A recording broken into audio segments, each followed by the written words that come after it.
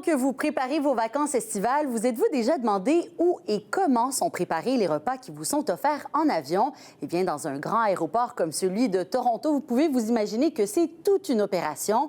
Mes collègues Gabriel Garon et Anne-Marie Tricky se sont penchés sur la question. Anne-Marie, vous avez visité les cuisines de Gate Group à l'aéroport Pearson. Qu'est-ce que vous avez appris?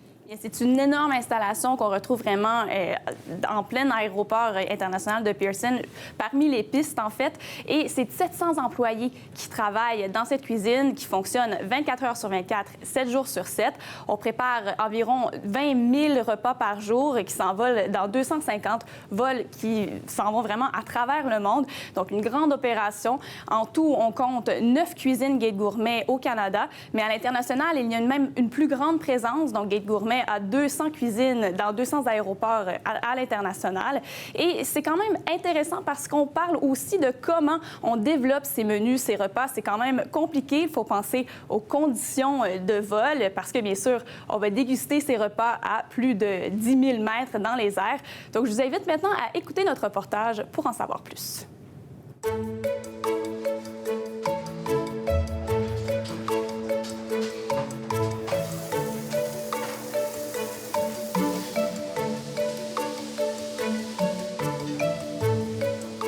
Gate Gourmet est le leader mondial de la restauration en vol.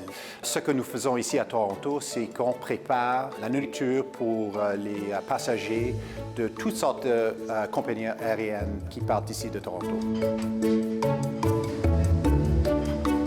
C'est tout un orchestre, vraiment, de la réception des légumes et viandes, leur nettoyage, préparation, cuisson, et puis ensuite l'assemblage par 700 employés ici à Toronto.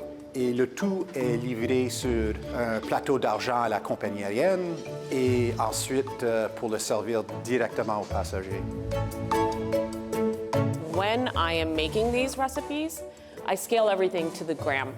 To design food that's going to be in the air, you really have to be aware about what the flavor profile is going to be because ultimately we're losing about 30% of our taste buds of what we can taste in the air, in particular when it comes to sodium.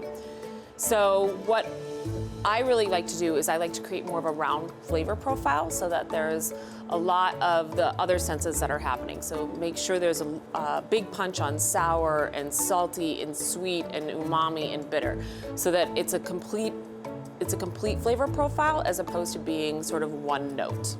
What I think I'd like people to remember when they're dining in a plane is that everything has been really thought out ahead of time.